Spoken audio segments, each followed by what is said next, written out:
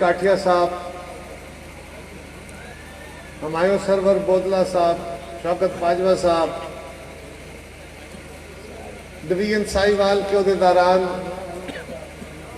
तमाम डिस्ट्रिक्ट के अहदेदारान, यूथ और अलाइड विंग के, पीएसएफ के, माइनॉरिटीज के, पीपल्स पार्टी की तमाम अलाइड विंग्स के अहदेदारान और पाकपतन के मेरे गयूर साथियों, अस्सलाम वालेकुम। सबसे पहले तो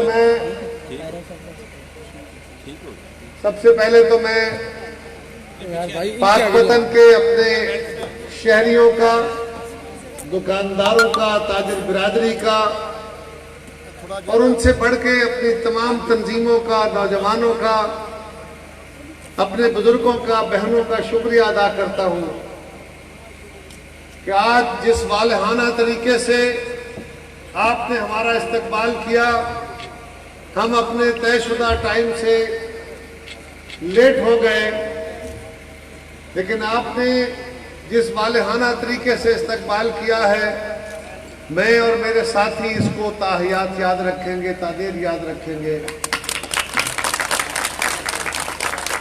और मेरे भाई हमायूं सरवर साहब ने बिल्कुल ठीक कहा कि आज पाकपतन ने, सिटी प्रेसिडेंट साहब, आपने एक पैटर्न सेट किया है और ये पैटर्न इंशाल्लाह उसमें सारी तहसील भी, सारे लोग सब शामिल हैं, यकीनन किसी एक की कोशिश नहीं है। तो मैं सब दोस्तों का शाबाश भी कहूंगा, आपका शुक्रिया भी अदा करूंगा। आज हम हाजिर हुए थे पीपल्स पार्टी के इस तंजीमी कन्वेंशन में, जो एक कन्वेंशन के रंग में तंजीम को भी देखना था और खास तौर पे हमारा प्रोग्राम तो पहले ये था कि हम टीडीएम की जो लॉन्ग मार्च का रैली थी उसकी तैयारी के सिलसिले में आपके पास हाजिर हो रहे थे, लेकिन वो जो लॉन्ग मार्च था वो मुलतवी कर दिया गया, उसके ऊपर मैं बात करता हूं। उसके बाद पाकिस्तान पीपल्स पार्टी ने उस लॉन्ग मार्च के दरमियान ये फैसला किया था कि हम 26 मार्च को कराची और दीगर मुल्क के शहरों से निकलेंगे और हम कोई 30 तारीख के करीब लाहौर, इस्लामाबाद पहुंचेंगे। तो ये मुमकिन नहीं होगा कि 3-4 दिन क़याम करके हम वापस गड़ी खुदा बख्श पहुंच सके और 4 अप्रैल को भुट्टो साहब की बरसी वहां मनाई जा सके। तो हमने ऐलान किया था कि इस साल भुट्टो शहीद की बरसी, उनकी जाए शहादत, जिस शहर में वो शहीद किए गए उसी शहर में मनाई जाएगी। और 4 तारीख को अभी हमारी तैयारी रावलपिंडी चलने की है।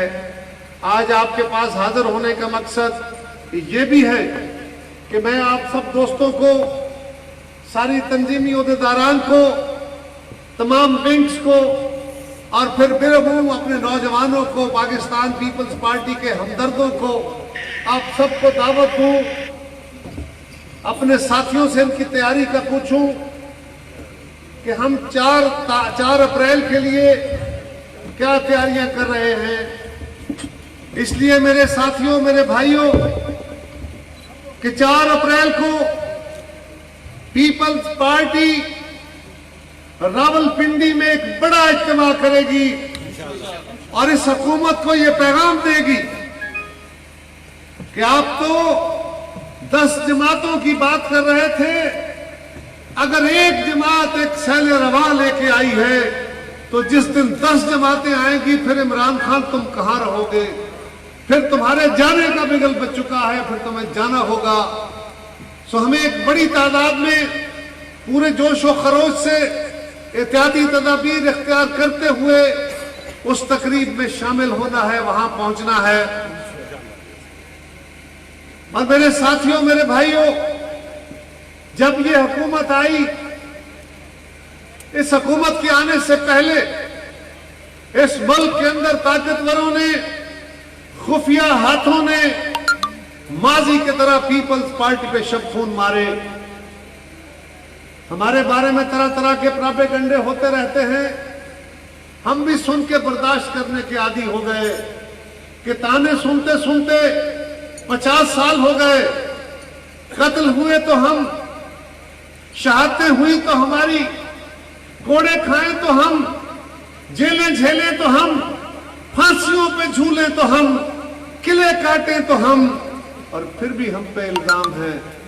और हम हंस के वो इल्जाम इसलिए बर्दाश्त करते हैं कि हमारे कुछ साथी, उन्हें माजी करीब में इस बात का अंदाजा हुआ कि पाकिस्तान के अंदर जब तक आईनी हुक्मरानी नहीं होती, जब तक अवाम के मुंतखब वोटों से आने वाले लोग हुकूमतें नहीं बनाते, खुफिया हाथों से हुकूमतें बनाई जाएं, इलेक्शन छीने जाएं, जमातें तोड़ी जाएं, भले हुकूमतें किसी भी नाम की बना ले, वो हुकूमतें काम नहीं कर सकती, वो अवाम का दर्द कम नहीं करती। वो नारे तो बहुत मारती हैं, वो बड़े बड़े अजीब ख्वाब दिखाती हैं, लेकिन अवाम के दुख दर्द में शामिल और उसको कम करने की कोशिश नहीं करती। और उसकी बड़ी मिसाल आज की मौजूदा हुकूमत भी है। ये कोई पहली हुकूमत नहीं है। इससे पहले जनरल अयूब खान से चल पड़े, याया खान तक जाएं, उसके बाद जियाउल हक की दास्तान सुने, मोहम्मद खान जुनेजो साहब आए, मुख्तसर मुद्दत के लिए मोहतरमा की हुकूमत आती है, फिर मियां नवाज शरीफ की हुकूमत लाई जाती है, फिर बीबी, फिर मियां नवाज शरीफ, और इस दरमियान कभी कुरैशी साहब आते हैं, कभी शौकत अजीज आते हैं, कभी IMF के नुमाइंदे पहुंचते हैं और पाकिस्तान के हुक्मरान बनाए जाते हैं। कुछ वो लोग भी होते हैं जिन्हें ये पता नहीं कि उनकी मां बाप की कब्रें कहां हैं इस मुल्क के अंदर, वो भी इस मुल्क के हुक्मरान बना दिए जाते हैं। ये इस मुल्क के साथ खिलवाड़ होते रहे। ऐसी सूरत में वो बनस, धरती, इस मिट्टी, इसके अवाम से रिश्ता नहीं है। वो तर्जुमान होंगे, वो जिनके तनख्वाहदार होते हैं वो उन्हीं के तर्जुमान होते हैं। मोइन कुरैशी आया, वो वर्ल्ड बैंक IMF का नुमाइंदा था, वो वापस उसी जहान में चला गया। जब वो आया था तो उसके अपने मां बाप की कब्रों के निशान नहीं जानता था। उसका शनाख्ती कार्ड यहां आने के बाद बनाया गया। शौकत अजीज को IMF के इशारे पे इस मुल्क का हुक्मरान बनाया गया। और तासर ये था कि ये लोग आएंगे, ये बड़े टेक्निकल एक्सपर्ट हैं, ये पाकिस्तान की किस्मत बदल देंगे। वो किस्मत क्या बदलते, उन्होंने अपने हालात बदल दिए। और आज वो कहां हैं? मैं उनको लाने वालों से पूछता हूं, कौन को जवाब दो इस बात का कि वो तुम्हारे लाए हुए हुक्मरान कहां से आए थे? वो वापस अपने अपने महलात, अपने अपने घोंसलों में चले गए। जो जो समेट सकते थे वो समेट के साथ ले गए। उसके बाद भी इस मुल्क की जमहूरी हुकूमतों को सबोटाज किया गया। पाकिस्तान पीपल्स पार्टी 1967 में बनाई गई तो इसकी बुनियाद इस बात पर रखी गई कि दुनिया में अगर पाकिस्तान बना है तो जमहूरियत की बुनियाद पर बना है। इस मुल्क को अगर चलाया जा सकता है, मुस्तहकम किया जा सकता है, तो वो जमहूरियत की बुनियाद पर किया जा सकता है। और जमहूरियत किस तरीके से? भाई आप नीचे रिफ्लेक्शन पड़ रही है।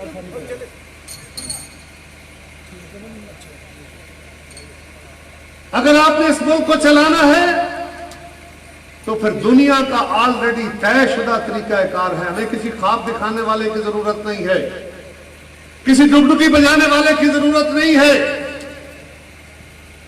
किसी नए नए तजर्बे करने वाले की जरूरत नहीं है। ये जमहूरी निजाम वो है जो दुनिया के बेशतर मुल्कों में ऑलरेडी बड़ी कामयाबी से चल रहा है। और उसकी बुनियाद क्या है?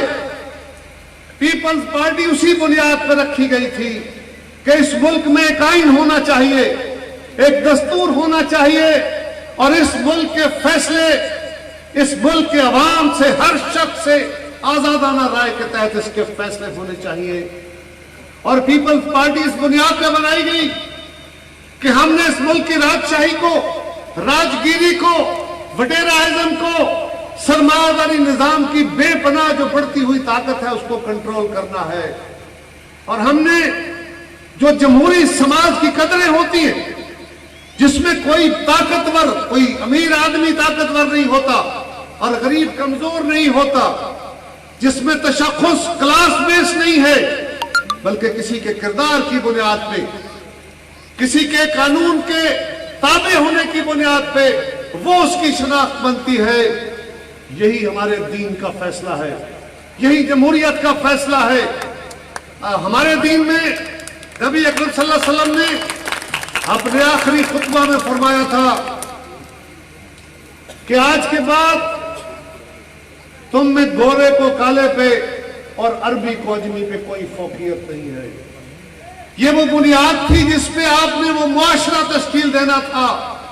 उस वक्त वहां भी बड़े बड़े जाबर और बड़े बड़े सरदार थे, वहां भी बड़े नस्ली तासुबात थे। यहां भी आजकल, आज तक बेशुमार चौधरीज हैं, रानाज हैं, पता नहीं क्या क्या बरादरियां हैं, क्या क्या सरदारियां हैं। जब तक ये निजाम है, यहां चौधरी और कमी की सियासत है, ना इस मुल्क में जमहूरियत आ सकती है, ना यहाँ इस्लाम का बोलबाला हो सकता है। याद रखो, इन दोनों के लिए एक असूल मौजूद है और वो ये है कि आपने असूल की बुनियाद पे हुकूमत बनानी है, अवाम की हाकमियत अवाम की मर्जी से तय करनी है। और भुट्टो शहीद ने पहली दफा 1 मैन 1 वोट, हर शख्स को वोट देने का हक लेके दिया, हर शख्स को वोट देने का हक मिला तो 70 की हुकूमत बनी थी। और आज बहुत सारे लोगों को तकलीफ है। मेरे नौजवानों, आपको अंदाजा नहीं है, ये जो सफेद बालों और सफेद दाढ़ियों वाले ने, इनसे पूछो कि भुट्टो शहीद से पहले का पाकिस्तान क्या था। जब एक बेवकूफ शख्स, बड़ा जमींदार था, वो तख्त पे बैठता था और बुजुर्ग आदमी दाढ़ी वाले, उसके बाद से बड़ी उम्र के शख्स नीचे जमीन पे बैठे होते थे और लोगों की बराबरी नहीं थी। भुट्टो शहीद ने उसकी बुनियाद रखी और वो बुनियाद बहुत जल्द हमसे छीन ली गई। लेकिन भुट्टो शहीद ने वो काम किया। आज हमारी बहुत सारी जमातें ये कह रही हैं, उनको वक्त ने ये सबक दे दिया कि उनको अल्टीमेटली अवाम की राय और अवाम के हुक्म के ताबे होना होगा, किसी और जगह से ताकत नहीं लेनी, ताकत अवाम से हासिल करनी है और मुल्क को दस्तूर के मुताबिक चलाना है। तभी हम इस मुल्क को ठीक कर सकते हैं। ये नारे मारते मारते पीपल्स पार्टी का यही एक वाहिद कसूर था। आज कुछ और दोस्त शामिल हुए हैं, आज वो भी जरा मातूब है, लेकिन हमारे साथ तो पिछले 53-54 साल से ये हो रहा है। हम तो इस खेल का पुराना शिकार है। लेकिन पीपल्स पार्टी का फैसला है कि जान जाती है तो जाए, असूल नहीं जाएंगे, अवाम की खिदमत का रास्ता नहीं छोड़ेंगे। मुश्किल वक्त जरूर आ जाते हैं और आज पीपल्स पार्टी यकीनन एक मुश्किल वक्त में है, लेकिन मुझे फख्र है हुमायूं सरवर जैसे भाइयों पे, मुझे फख्र है शौकत बाजवा जैसे साथियों पे, इन तमाम कारकुनों पे जो आज इस मुश्किल घड़ी में अपनी पार्टी का आलम थामे अपनी गलत का सबूत दिए हुए हैं। और जिस जमात में इस जैसे तमाम कारकुन हो, मैंने इन दोनों का नाम लिया, हर कारकुन इतना मोतबर है, कोई इनसे छोटा नहीं है, कोई इनसे कम वजन वाला नहीं है। लेकिन जिस जमात के अंदर वो लोग मौजूद हों जो इक़्तिदार को ठोकर मार दे, इनको भी इक़्तिदार वाली जमातें मिल सकती हैं, इनको भी बड़ी ऑफरें हो सकती हैं, लेकिन आफरीन और फख्र है इन साथियों पे, आज हमारी तंजीमों पे, कि उन्होंने मुश्किल तरीन हालात में, और जब बड़े बड़े ताकतवर किसी एक अफसर, किसी एक के इशारे पे बुलाने पे चले जाते हैं, वो कहता है तुम्हारा किबला मशरक की तरफ है तो मशरक की तरफ मुंह कर लेते हैं, वो कहता है तुम्हारा किबला मगरब की तरफ है तो मगरब की तरफ मुंह कर लेते हैं। लेकिन इन साथियों को, हमें फख्र है अपने जवानों पे, अपने कारकुनों पे, जिनका किबला सियासी एक ही है और वो बड़ी खुदा बख्श है कि अपने रुख नहीं बदल सकते।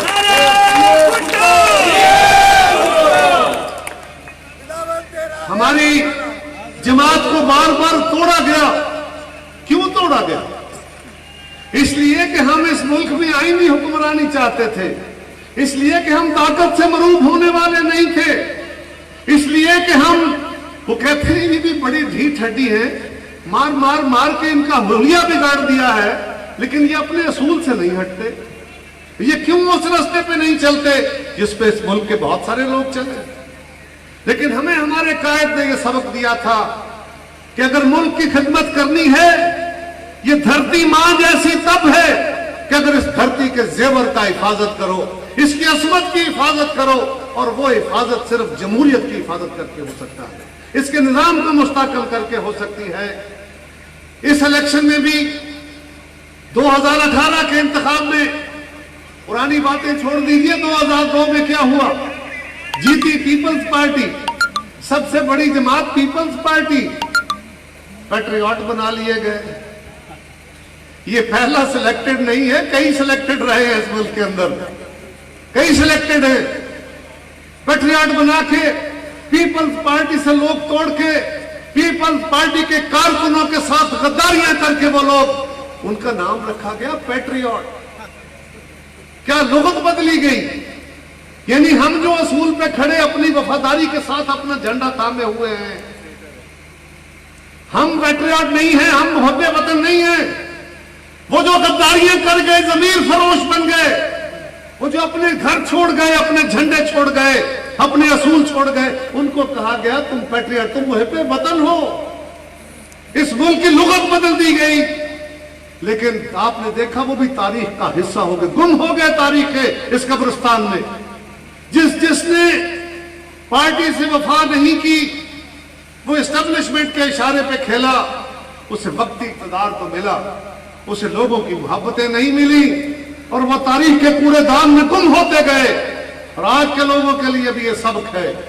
याद रखो, नाम उन्हीं का होगा जो अपने असूल पे कायम रहेंगे। हमारे साथ फिर दोबारा ये कोशिश की गई, 2013 में फिर कोशिश की गई, 2018 में फिर हमारे लोग तोड़े गए। हमारे बाकी साथियों पे भी जुल्म हुआ, मुस्लिम लीग के साथ भी ज्यादती हुई, जेयूआई के साथ भी ज्यादती हुई, एनपी के साथ भी ज्यादती हुई, लेकिन पीपल्स पार्टी के साथ फिर सबसे बड़ी ज्यादती करके इसके लोग तोड़े गए। एक फिजा बना दी गई कि जी अब पीपल्स पार्टी तो खत्म हो गई, लोग छोड़ गए, इलेक्टेबल नहीं रहे। हाँ, ज़ियाउल हक के बाद भुट्टो शहीद के मिशन को खत्म करने के लिए ज़ियाउल हक ने दोबारा ब्रादरिज्म को प्रमोट किया। ज़ियाउल हक ने दोबारा इलेक्टेबल यानी अफराद की बुनियाद पे, बिरादरियों की बुनियाद पे, तासब की बुनियाद पे, कबीलों और मसलब की बुनियाद पे सियासत शुरू की, ताकि इस मुल्क के अंदर जमातें कमजोर हों। जमातें कौन सी? पीपल्स पार्टी नजरियाती जमात थी।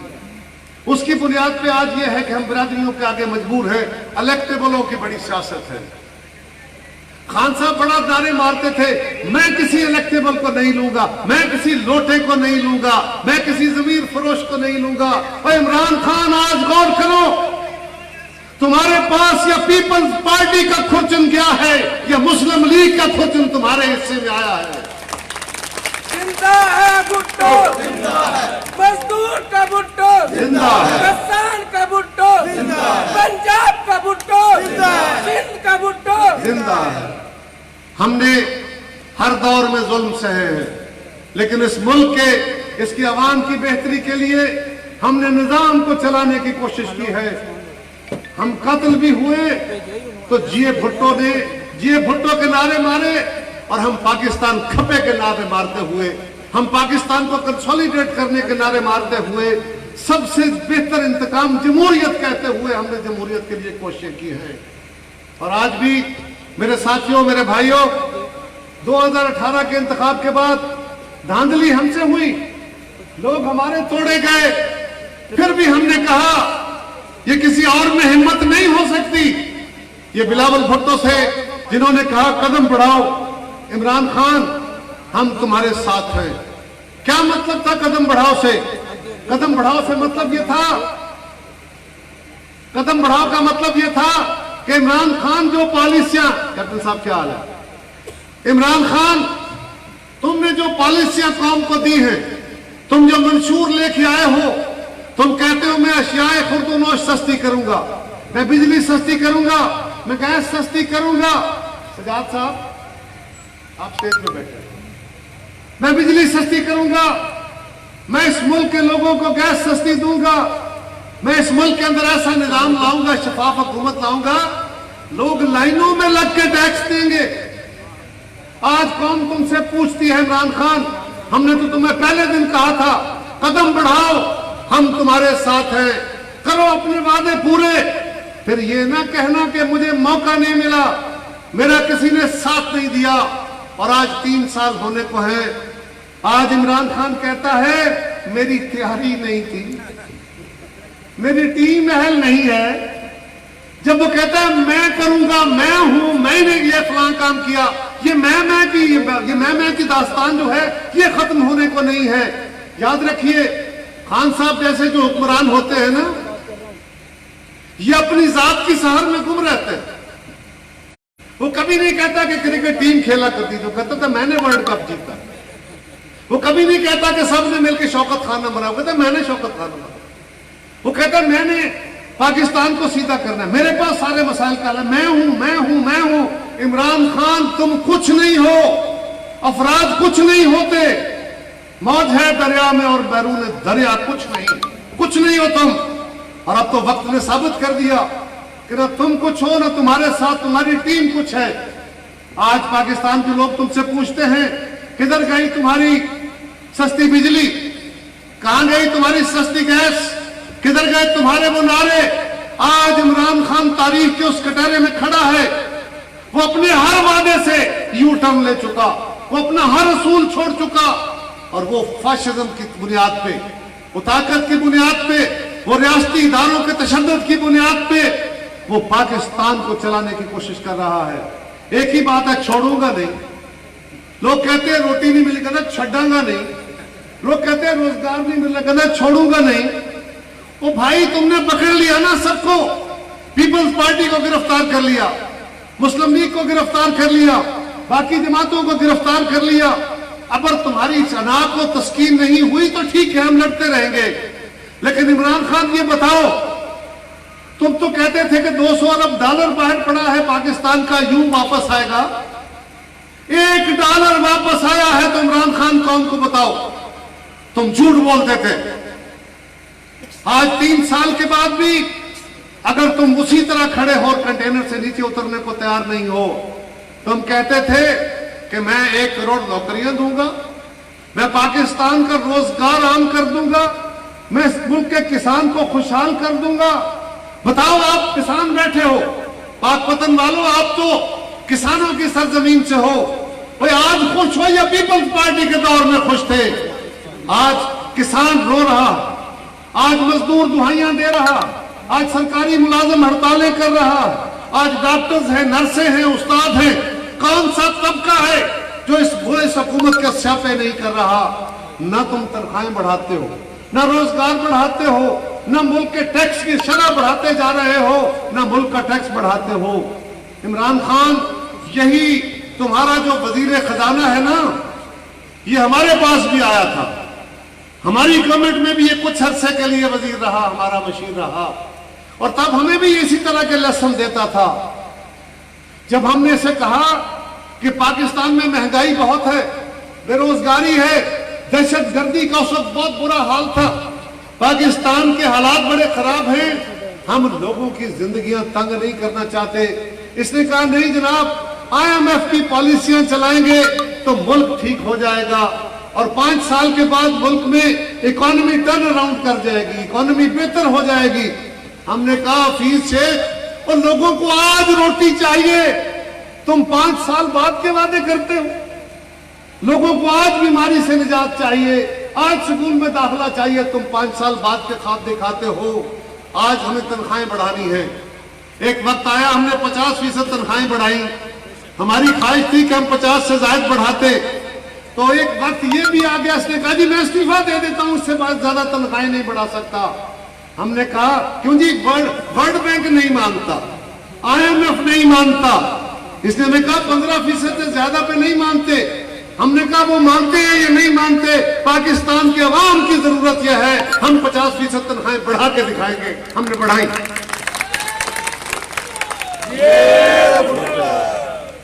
हमने पाकिस्तान की तिजारत को, जब दहशतगर्दी अरूज पे थी, जब GHQ अंडर अटैक था, जब पाकिस्तान में कोई सरमाया कराने को तैयार नहीं था, हमने पाकिस्तान की रिकॉर्ड एक्सपोर्ट की।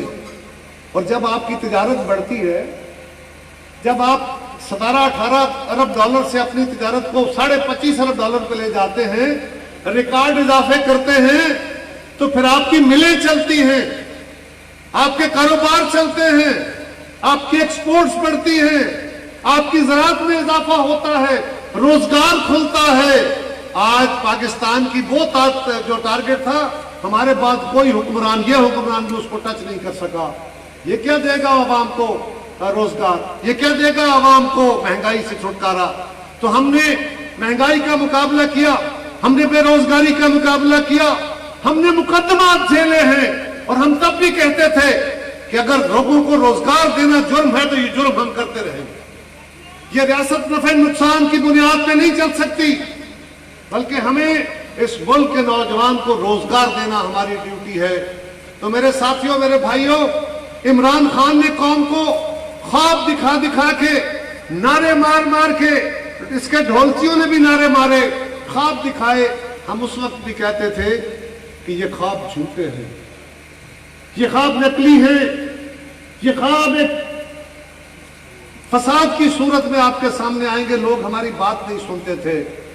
बहुत सारे नौजवानों ने उस रंग में बह के, उस राव में बह के, हमारी बहनों ने, हमारे भाइयों ने इमरान खान का साथ भी दिया। सेलेक्टर्स ने भी अपना काम दिखाया, लोगों ने भी उसका साथ दिया। फिर भी हुकूमत नहीं बन सकती थी। फिर भी जरा गौर करें, जो बड़े असूलों की बातें करता था, उसको काफ लीग को साथ लेना पड़ा। और काफ लीग को वो क्या कहता था कि ये पाकिस्तान के सबसे बड़े डाकू हैं, और सबसे बड़े डाकुओं को साथ मिला के तुम हुकूमत बनाते हो। और MKM को क्या कहता था? MKM को कहता था कि MKM तो पाकिस्तान तोड़ने वाली जमात है, ये तो पाकिस्तान दुश्मन जमात है, इनके साथ तो हाथ मिलाना गुनाह है।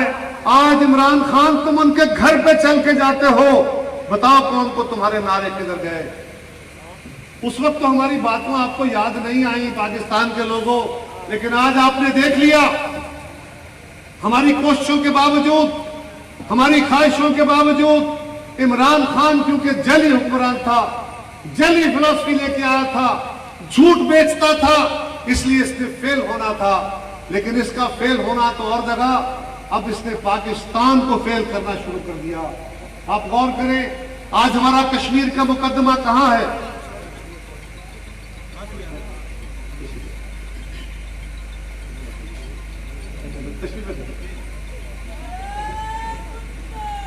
वो कहां है आज? सो हमारी गुजारिश है कि हमें इस शो के आगे बैठ जाइए, आप बैठ जाइए। तकरीर को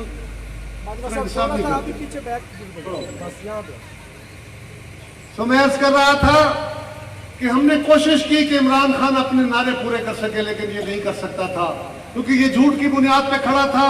और सिर्फ गालियां देना, सिर्फ अपोजिशन को बुरा कहना, और हर बुरे को अपने साथ मिला के कहना ठीक है। इसलिए अपोजिशन को तो कहता है इनके दौर में बड़ी लूट हुई, चलो भाई हम तो हिसाब देंगे।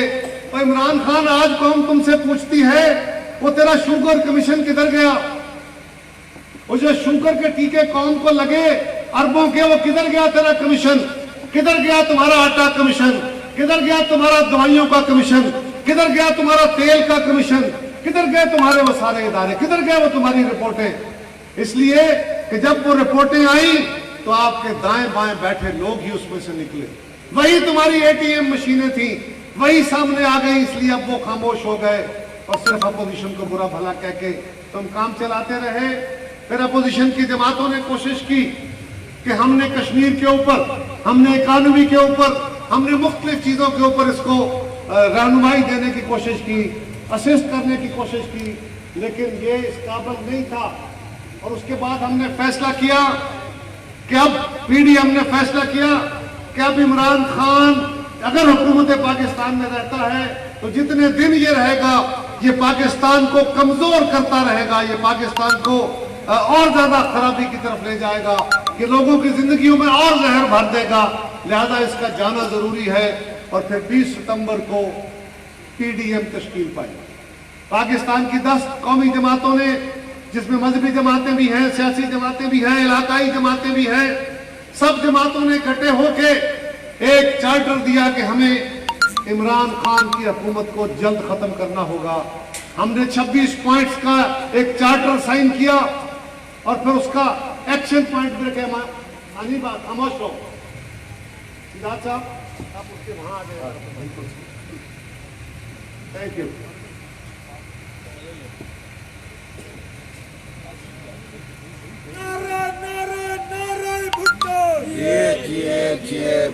तो गुजारिश ये है कि हमने खान साहब के साथ तमाम तर कोशिशें की, नाकामी की सूरत में मैं अर्ज कर रहा था कि हमने जो 26 पॉइंट्स का मुआहदा किया उस पर सबने दस्तखत किए, हमने एक्शन पॉइंट्स लिखे और उस पर अमल दरामद शुरू किया।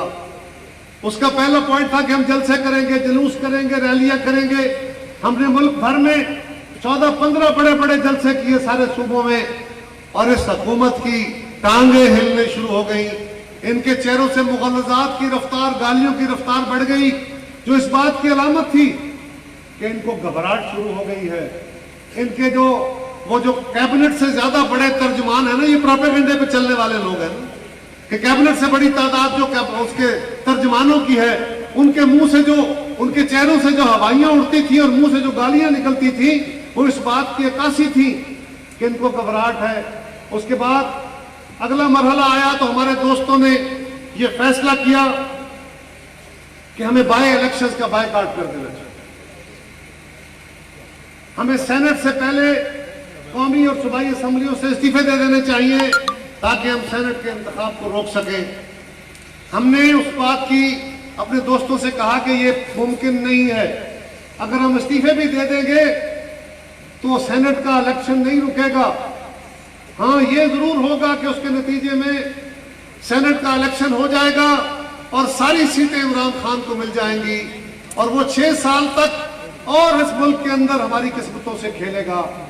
सो ये रास्ता दुरुस्त नहीं है। हमें बाय इलेक्शन में हिस्सा लेना चाहिए और उसके नतीजे में हमें इस हुकूमत को एक्सपोज करना चाहिए।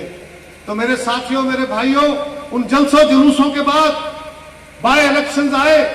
मुल्क भर में बाय इलेक्शंस में इमरान खान की हुकूमत और इसकी पॉपुलैरिटी एक्सपोज होकर रह गई। ये कहता था मैं हर मुल्क के हिस्से में मकबूल हूं, वो ये एक इलेक्शन नहीं जीत सका। और डस्का के अंदर जो बदतरीन धांधली की गई, तो इनके अपने बनाए हुए चीफ इलेक्शन कमिश्नर ने वो इलेक्शन पूरे का पूरा मनसूख कर दिया। तो इस बात की दलील थी, पता चला कि ये सबसे बड़ा डाकू है। और उसके बाद सेनेट का इलेक्शन शुरू हुआ। सेनेट में ये बड़ा नारे मारता है ना मुस्लिम लीग के खिलाफ इमरान खान।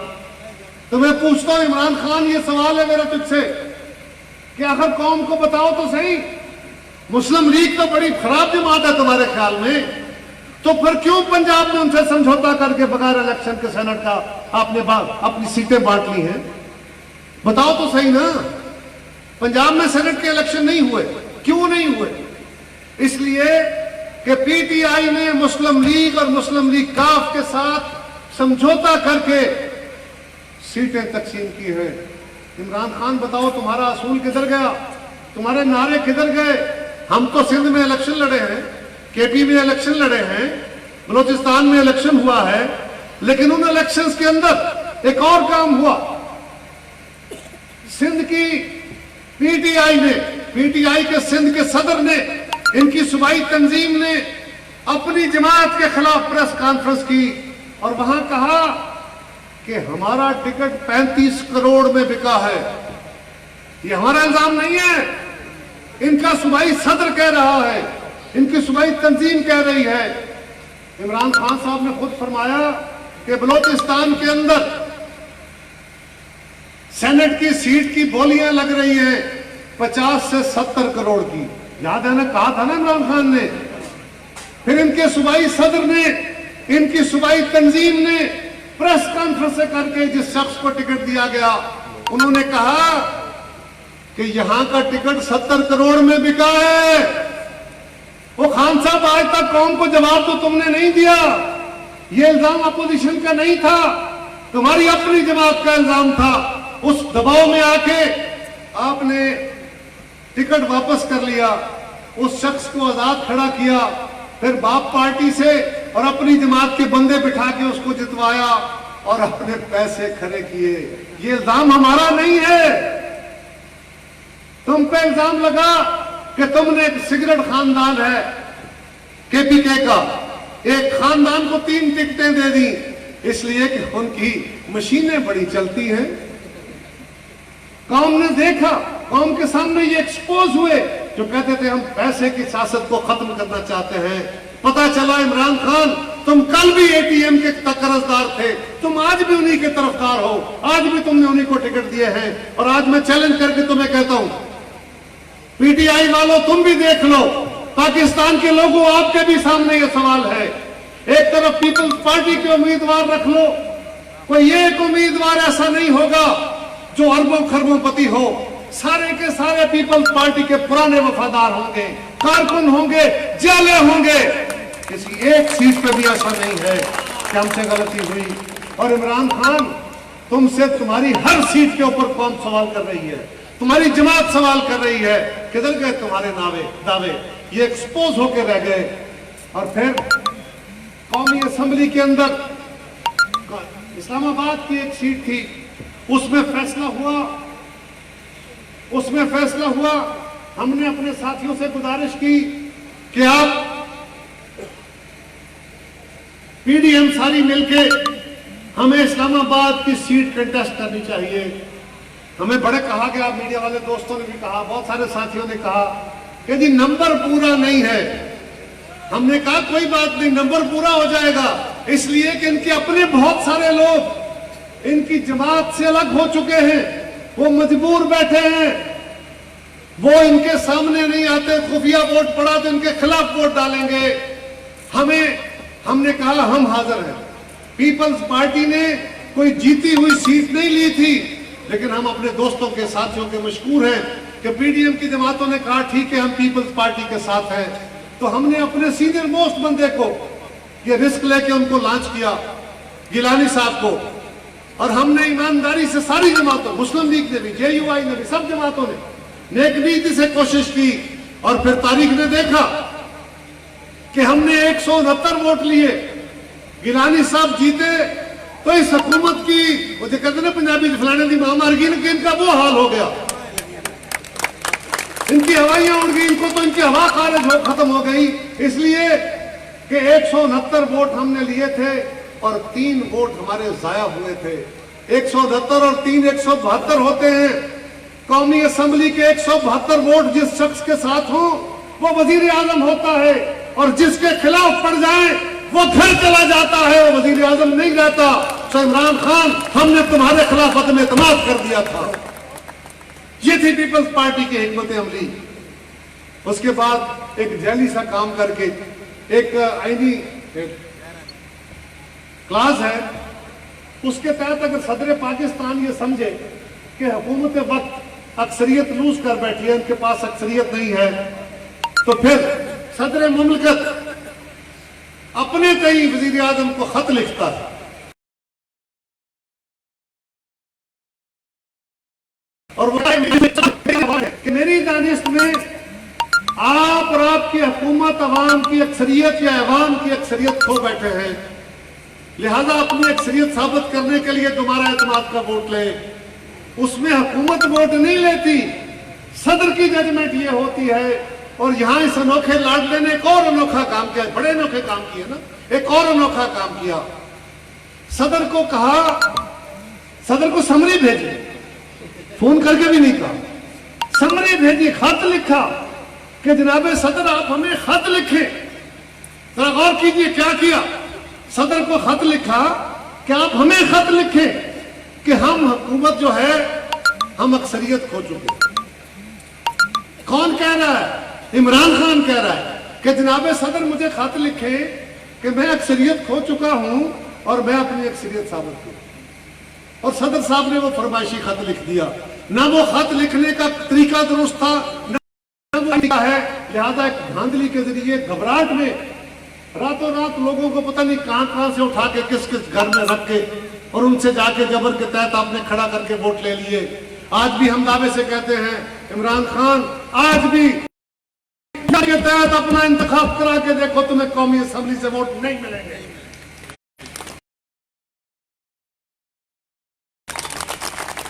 बाद फिर हमने सेनेट के चेयरमैन का मरहला आ गया। हम मशहूर है सारी जमातों कि पीपल्स पार्टी के हिकमत अमली पे सब राजी हो गए और उसके नतीजे में गिलानी साहब चेयरमैन का इलेक्शन लड़े। हमें पता था कौन कौन सी हुकूमत क्या क्या कर रही, कोई छुपा हुआ नहीं था हमसे। हमने कोई ये आसानी से जेब में पड़ी हुई सीट नहीं थी, लेकिन हमने कहा कि हमारी तो तारीख ये है, हम तो हर दौर में जाबरों के सामने खड़े होते रहे। न ज़ियाउल हक हमारे रास्ते रोक सका, न मुशर्रफ रोक सका, न उनकी पैदावारें रोक सकी। ये हमें क्या रोके? लिहाजा हमने इलेक्शन लड़ा। अब उस इलेक्शन में पूरी दुनिया हैरतज़दा कि ये क्या हुआ, ये क्या डाका है, ये क्या मुल्क है, ये क्या हुकूमत है। उसमें क्या किया गया? गिलानी साहब को 49 वोट मिले, संजरानी साहब को 48 वोट। बड़ी दिलचस्प बात है इसमें। जब आप पोलिंग स्टेशन पे जाते हैं तो प्रिजाइडिंग अफसर बैठे होते हैं, आप उनके पास जाते हैं, वो एक खाने पे आपका अंगूठा लगवाते हैं, नाम पता लिखते हैं, आईडी कार्ड लिखते हैं और आपको बैलेट पेपर फाड़ के देते हैं। वहां पे सामने ना एक हदायतनामा लिखा होता है, वोटर के लिए हदायतनामा कि आपने वोट कैसे कास्ट करना। वो इलेक्शन कमीशन का या इलेक्शन अथॉरिटी जो भी होती है उसकी तरफ से हदायत लिखी होती हैं। वहां पे भी कौमी असेंबली में भी ऐसा ही था, सेनेट में भी ऐसा ही था।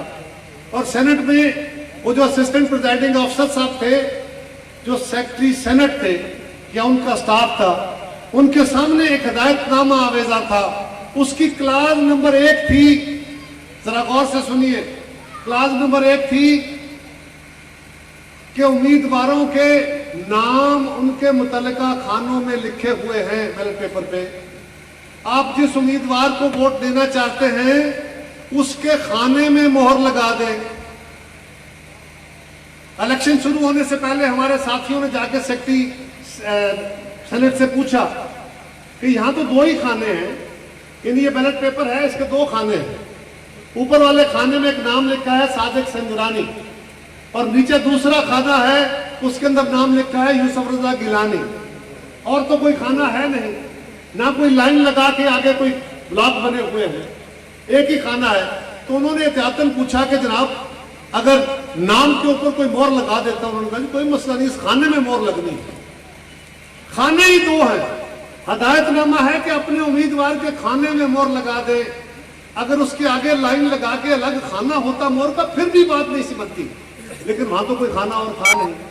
49 वोट हमारे आए, 7 वोट वो थे जिन्होंने कहीं थोड़ा बहुत गलती, कुछ ज्यादा गलती तो थी नहीं क्योंकि खाने में मोहर थी, तो उन्होंने 7 मोहर गिलानी साहब के नाम के ऊपर, कोई आधी कोई सारी किस तरह लगी थी, वो वोट मुस्तरद कर दिए और इस तरह डाका मार के उन्होंने हमसे वो इलेक्शन छीना है।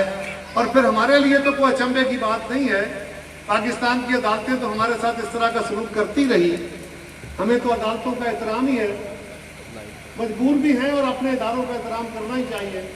लेकिन हमारे साथ तो बड़े बड़े हाथ हुए, हमारे साथ तो भुट्टो साहब का फैसला भी है, हमारे पास तो बीबी शहीद के खिलाफ होने वाले फैसले भी है और भी बहुत कुछ है। छोड़िए तो किस किस दास्तान को लेके चले। लेकिन तो फिर एक फैसला हुआ, हम गिलानी साहब के उस केस को लेके अदालत में गए, से इस्तदा की, मुझे अदालत का एहतराम, मैं अदालत पर तनकीद नहीं करता, लेकिन अपना मुकदमा तो आवाम में रख।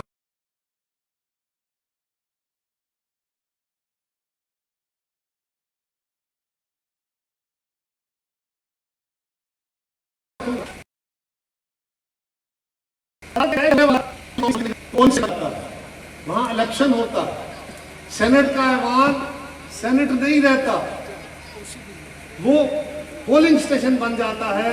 हम अदालत में गए कि उस पोलिंग स्टेशन जो है वो उसके ऊपर सेनेट की कार्रवाई का असूल लागू नहीं होता, उसके ऊपर भी छोटी सी गुजारिश करता हूं। लेकिन हम तो गए थे हजूरे वाला, चले वो जरा पहले कर दूं कि कहा गया कि जी हम अदालत जो है वो सेनेट और असेंबली की कार्रवाई में इंटरप्शन नहीं करेगी। हम समझते हैं कि हमें कौमी असेंबली और सेनेट की कार्रवाई में मदाखलत नहीं करनी चाहिए। तो फिर जज साहबान हमें एजुकेट कर दें, 18वीं तरमीम क्या थी, उसको किस असूल के तहत चैलेंज किया, किस असूल के तहत उसको सुना गया था, किस असूल के तहत वापस सुनने के बाद उसको वापस आपने असेंबली में कहा कि ये आप इसका काम करें, वो कौन सा असूल था, क्यों चैलेंज कर दिया गया, उसको सुना गया। हिज़्ब बिल को क्यों चैलेंज कर लिया, उसको सुना गया। कितने कवानीन हैं जो पार्लियामान से पास हुए और अदालतों से स्ट्राइक डाउन हुए कि इस्लामिक इंजंक्शंस के खिलाफ है, ये फंडामेंटल राइट्स के खिलाफ, कितने कवानीन। तो हमें कहा गया कि नहीं, हम मदाखलत नहीं करेंगे, हम 199 की कार्रवाई नहीं करेंगे, क्योंकि वहां पीपल्स पार्टी, उसका फायदा पीपल्स पार्टी को नहीं मिल सकता, और कोई जमात होती तो मिल जाती। लेकिन हम उससे मायूस नहीं है। और फिर एक और बात कहेंगे कि जी आप अदम एतमाद कर लें। जज साहब, अगर हम अदम एतमाद करें तो ये रास्ता तो हमें आता है और आपसे बेहतर आता है, हमारा काम है, आपका काम नहीं है। ये अदालतें हमें ये रास्ता ना दिखाएं, ये रास्ता हमें आता है, ये सियासत का मैदान है। लेकिन आप हमें क्या कह रहे हैं, आप कह रहे हैं उसको, उस इलेक्शन को पहले मानो, पहले उस चेयरमैन को लेजिटिमेट मानो और फिर उसके खिलाफ अदम एतमाद करो कि तुम्हारे पास अक्सरियत नहीं है। ये रास्ते हमें समझाने की जरूरत नहीं है, हम फिर भी अदालतों के दरवाजे खटखटाएंगे, कोई बात नहीं है। माजी में भी ऐसा होता रहा, हम फिर अदालतों में ही जाते हैं, क्योंकि वही एक रास्ता है। और हमें उम्मीद है कभी कोई तो होगा जो हमें भी इंसाफ देगा, कोई तो होगा जो भुट्टो को भी इंसाफ देगा। तो हम ये एक डाका पड़ा, ये फरमा दीजिए कि ये वोट सही मुस्तरद किए गए हैं या गलत मुस्तरद किए गए। वोट, इसका मतलब है कि कल पार्लियामान के अंदर, कौमी असेंबली में, सेनेट में कोई बिल पास होता है और वहां कहा जाता है उस बिल में, हैरत पूरा बिल होता है, फर्ज करें किसी जमात की 2/3 मेजॉरिटी होती है दोनों ऐवानों में, वो बिल पास करती है कि कमर जमान बड़ी बातें करता है, हम इसको सजाए मौत देते हैं, उसको इस ऐवान के अंदर फांसी पे लटका दिया जाए, लिहाजा मुझे फांसी पे लटका दिया जाएगा। अदालत कहेगी हम इसमें मदाखलत नहीं कर सकते, ये पार्लियामान की कार्रवाई। क्या ये करेंगे आप? पार्लियामान जुर्म के फैसले नहीं करती, जवान जुर्म के खिलाफ फैसले अदालतें करती हैं। हम आपके पास एक जुर्म, एक डाके का केस लेके गए थे, वो फैसला पार्लियामान ने नहीं करना, आपने फरमाना था, लेकिन हमें तो फैसले ऐसे ही मिलते हैं। कोई बात नहीं, हम अगली अदालत का दरवाजा खटखटाएंगे और इंशाअल्लाह ताला उस वक्त तक दरवाजे खटखटाते रहेंगे, उस वक्त तक जद्दोजहद जारी रखेंगे जब तक शहीद भुट्टो के उस ख्वाब को पूरा नहीं कर सकते, जब तक हम पाकिस्तान में अवामी हाकमियत का राज नहीं ले आते। मैं आज अपनी बात लंबी कर गया, बहुत लंबी हो गई, मैं आपका मशकूर हूँ, आप 2-3-4 बजे के बैठे हुए हैं। तो मेरे समझो, हमने अपने कायद बिलावल भुट्टो जरदारी साहब के उस काल पे 4 तारीख को वहां जाना है, इस्लामाबाद पिंडी में जाना है और वहां जाके जिए भुट्टो के नारे लगाने हैं। उस मैदान में, उस शहर में खड़े होके जिए जिए जिए भुट्टो, उस मैदान में खड़े होके हमने ये ऐलान करना है कि कल भी भुट्टो जिंदा था, आज भी भुट्टो जिंदा है, कल भी भुट्टो जिंदा था, आज भी भुट्टो जिंदा है। और हमने कौम को बताना है कि जुल्फिकार अली भुट्टो का दिया हुआ रास्ता, उसको दिया हुआ आइन, उसका दिया चुना हुआ रास्ता ही इस मुल्क की बका का और इस मुल्क को बहरानों से निकालने का रास्ता है। उसी पे चलेंगे, यही चिराग जलेंगे तो रोशनी होगी और किसी चिराग से नहीं। और इंशाअल्लाह ताला हम 4 तारीख को ये साबित करेंगे।